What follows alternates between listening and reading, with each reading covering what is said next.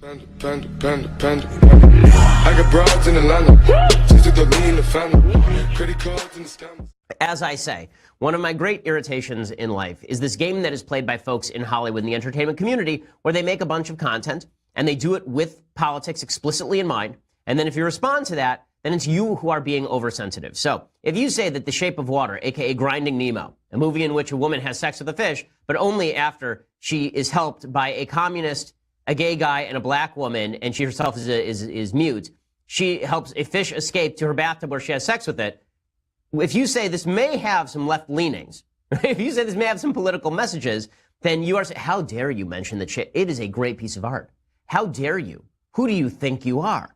Right? It doesn't matter that people who have worked on the movie say it's political. It doesn't matter that critics have said it's political. It doesn't matter that viewers know it's political because it's obviously political. If you point out that it's political, no. How dare you call it SJW Splash? You're oversensitive. You're ruining the art. Just terrible. If you mention They Call Me By Your Name, which won Best Original Screenplay or Best Adapted Screenplay last night. If you mention that that's a story about a 24-year-old dude seducing a 17-year-old dude, which means that the dude who he's seducing is underage, and that if you made that movie about a man and a woman, this would now be part of the Me Too movement. Or if you mention that if that guy who was 24 was named Kevin Spacey, he'd be banned from Hollywood for doing that in real life. No, how dare you? It's a beautiful love story that has no political agenda at all. None.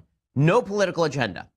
If you mention that there are a slate of movies last night that were mediocre at best, but were praised to the skies because of the intersectionality of the people who made them. So, for example, Lady Bird, meh. Just a meh movie. It's as Sonny Bunch puts it correctly, it is a longish episode of Roseanne. Right? That if you say that, if you point out that Greta Gerwig's movie is like it's not the worst movie ever, but it's not the best movie ever, that's because you must hate women. If you don't pay attention to, if you think that Black Panther was like a good action movie, like a nice good action flick, but it wasn't the most important movie of all time, you are politicizing it. Not the New York Times, which ran 1,000 think pieces about how it was the most important movie ever. Right? If you say it may not be the most important movie ever, then you are the problem and you're triggered. You see, here's the deal, folks. I'm not angry about any of this. I'm not upset about any of this. I'm just pointing out the hypocrisy of people who overtly state that they are acting in political fashion. Then the minute you say, well, you know, I'm not really fond of politics being shoved in my face, they go, oh, clown nose on. No, we're just your jesters. We're just your entertainers. We're just here to entertain. So what really ripped the mask off last night is Jimmy Kimmel made a joke in the middle of the Oscars. First of all, of course, Jimmy Kimmel was asked back because now he is, as Guy Benson puts it, the Pope of Hollywood. He is the secular Pope. And Jimmy Kimmel, who somehow has elevated himself from staring at boobs on the Man Show and asking women to find out what's in his crotch with their faces, legitimately, right? He's moved on from that to being the Me Too, anti-gun, pro-Obamacare spokesperson for the left. So he was asked last night to do his routine, and his routine was predictably not funny in the slightest. So here's my honest take on the Oscars. I did not watch 1 minute of this live, and I was much happier for it. I watched the highlights later. Okay, so I'm taking some of this on faith, that he wasn't good last night. I'm taking that from the critics and the ratings, which were abysmal. I'm taking it also from seeing clips of him because they're not funny. I can't overall give you like every minute of the Oscars because I didn't watch every minute because I have a happy life. And there's no reason why I, like most Americans, should have to suffer through this garbage. But in any case, Jimmy Kimmel rips the mask off of what Hollywood has been saying for years. But it's so funny. When Hollywood says things, we're allowed to take it seriously. But if we say it in the conservative movement, then we're bad. We're terrible. So here's what Jimmy Kimmel said last night. Of the 9 Best Picture nominees, only 2 of them made more than $100 million. But that's not the point. We don't make films like Call Me By Your Name for money. We make them to upset Mike Pence. Okay, and the reason that gets a big laugh is because it's true. It's because it's true. So people are saying, well, you think the author of Call Me By Your Name? It's a joke. You think the author of Call Me By Your Name was really thinking of Mike Pence? No, I don't think he was thinking of Mike Pence specifically. But I am sure that the author of Call Me By Your Name was thinking, I'm making a very significant film because it's important that Americans see that homosexual love stories are just as real and intense as heterosexual love stories. I promise you that that was going through his head.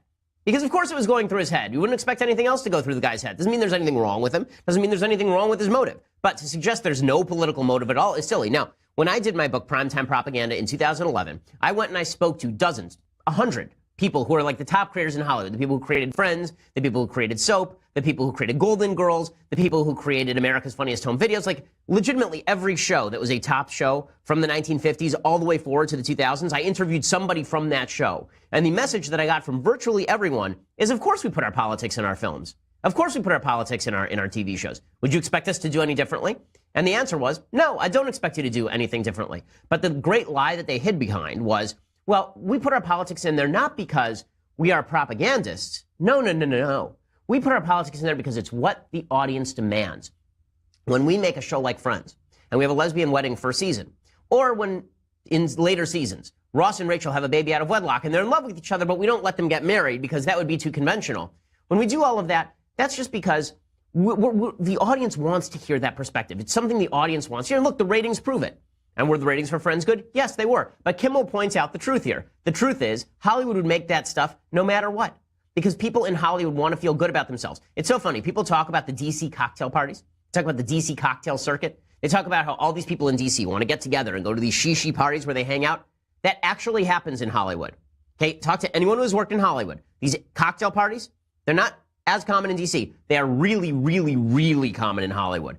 Everybody in Hollywood goes to cocktail parties. This is how they get jobs. And one of the ways they get jobs is by talking to each other about how they virtue signaled this year. They talk to each other about what kind of difference they're making for the world. Just like the ridiculous fictional creators of Google in Silicon Valley. They go around talking about how they're going to make the world better through better compression algorithms. And this is what they do. They go around talking about how their film really made a difference in lives. This is how they think, because if they really thought that they were around to just make movies of people clubbing each other with sticks and that we all laugh and enjoy them because, hey, we all like movies, they wouldn't feel very fulfilled. You know, there's a movie called Sullivan's Travels from the 1940s, a great movie. And the whole movie is about this guy who wants to make comedies. He's a comic writer, and he makes comedies, these very famous comedies, and then he decides he wants to make his deep film because he feels unfulfilled. He feels like he hasn't made his contribution to the art. And so he goes out on the road as a homeless guy, and he experiences all sorts of craziness and suffering. All this terrible stuff happens to him, and he comes back and he realizes he ends up in a chain gang. And they showed these guys comedies at night, some of his comedies, and he realizes that's me doing something for the world. That's something Hollywood folks do not understand. Okay, they don't want to make their comedies. They don't want to just do what it is that we enjoy them doing. They don't want to make Thor Ragnarok. They want to make Call Me By Your Name. They may make Thor Ragnarok so that they can pay the bills, but what they actually want to make is Call Me By Your Name. And so when Jimmy Kimmel says, when he reveals there, that what they're actually doing is making films specifically designed so that they can feel good about themselves, that it makes them feel good to slap Mike Pence, it makes them feel good to slap people in the middle of the country, that is true. Now, when Jimmy Kimmel says it, we can all take it seriously. But if I say it, then it's because I'm politicizing the issue. I remember we did the exact same thing with regard to, for example, Joe Biden. So back in the early 1990s, there was a show called Murphy Brown. Murphy Brown had Cameron, what was the name of the woman? Candace Bergen, playing the lead. And Candace Bergen had a baby out of wedlock. And Dan Quayle said, this is not good for the country. It is better if you have mothers and fathers having babies on TV. Right? This is propaganda from the left. And Dan Quayle was ripped up and down. It was his Murphy Brown moment. How dare he suggest that this was politics? It wasn't politics. It was just TV. It was just TV. And then Joe Biden came out in the mid-2000s, right after, or late 2008, 2009. He came out and he was talking about Murphy Brown, and he was talking about Will and Grace, and he said, of course TV has changed minds. Without Will and Grace, would people have been so accepting of same-sex marriage? And the answer, of course, is no. Propaganda has an effect. That effect is to propagandize. That's the intended goal. And so when Jimmy Kimmel says that they put profit aside to make some stuff like Call Me By Your Name or The Shape of Water, this is true. Does that mean it's deeply wrong and deeply... No. They can do whatever they want. It's a free country. That's fine. But me acknowledging that they're political is no different than them acknowledging that they are political, and that profits, while important to make sure that they boost their industry, their business is no different from my business. The difference is I'm honest about it. I am here to push a certain political point of view, to push principles that I think are important. I'm not doing it just to respond to the market. In fact, I take pride in the fact that we at the Daily Wire don't just respond to the market. It's why we make certain editorial decisions. Right? It's why we don't show the names and faces of mass shooters. I'm sure that hurts us in the click count, but that is something we are willing to do, right? We're willing to take a hit, and I'm honest about the hits that we are willing to take for a particular political view. It's why I never fell onto the Trump train to the extent that I was, talking about everything being MAGA, MAGA, MAGA genius. Well, I'm sure I would have made more money if I'd done that, because there are certain principles I think are important. The difference is Hollywood has principles it thinks are important, but they lie about it. They won't tell you that. They will say that they are just there to make entertaining content, and the politics are secondary. Utterly untrue, not true. Kimmel makes that suggestion. Kimmel is correct. What Kimmel says here is right. And you have to keep that in the back of your mind when you watch the rest of the Oscars, because what the Oscars really are about are not just a moment for Hollywood to award the best filmmakers and to show you what's best in film. It's not about that at all. What Hollywood's Academy Awards are really about is what Kimmel is saying. It is about the slap. It is about making people in the middle of the country feel morally less. It is about the suggestion that Hollywood is showing the best of itself. It's Hollywood's book report at the end of the year, where they demonstrate why they should be there. And according to Hollywood, the reason they should be there is not because they entertain us, not because they make movies we want to watch, but because they do important things. And so they have to reward important movies. And you can see Hollywood's shifting standards for itself over the course of Oscar history. One of the reasons that you can see that Hollywood has shifted its view of itself is the change in the demographic of the people who actually watch Oscar films. So it used to be that Oscar films between 1983 and 2003, really, virtually every Oscar film was a major winner in terms of the box office. Virtually every Oscar film did really well at the box office, at least the films that won Best Picture. Right? And so I'm going to look up the list right now, and I will tell you, there has not been an actual good movie that has won Best Picture at the Oscars, like a great movie that's won Best Picture at the Oscars, in my opinion, since 2010, and there hasn't been a box office winner at the Oscars for nearly 15 years.